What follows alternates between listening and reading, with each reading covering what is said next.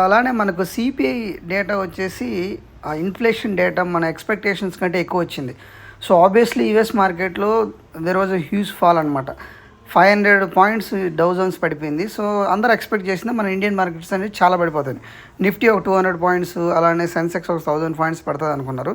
So almost Sensex వచ్చేసి ఒక 800 points పడిపోయింది. సో సెన్సెక్స్ చూసుకుంటే హీరో జీరో కాల్స్ అనేది ఈజీ పిక్ అనేది మనం చెప్పొచ్చు ఫ్రైడే.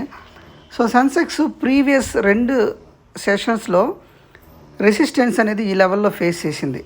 74,850 అప్రాక్సిమేట్లీ ఆ లెవెల్లో ఫేస్ చేసింది. సో మనం నెక్స్ట్ ఆ ఎక్స్పైరీడ్ రోజు మనం ఏ విధంగా ట్రేడ్ చేయాలనేది మనం ఇక్కడ చూద్దాం. సో ఇక్కడ సర్కిల్ ఉంది కదా, ఈ సర్కిల్కి వెళ్ళి మీరు చూస్తే సో ఆ నెగిటివ్ న్యూస్ ఉన్న రోజు ఆల్మోస్ట్ మార్కెట్ అనేది కొంచెం అప్ సైడ్కి మూవ్ అయ్యి సెకండ్ క్యాండిల్ ఉన్నారు కదా, ఇక్కడ మీకు ఒక రెడ్ కలర్ డోజీ ఫామ్ అయింది. సో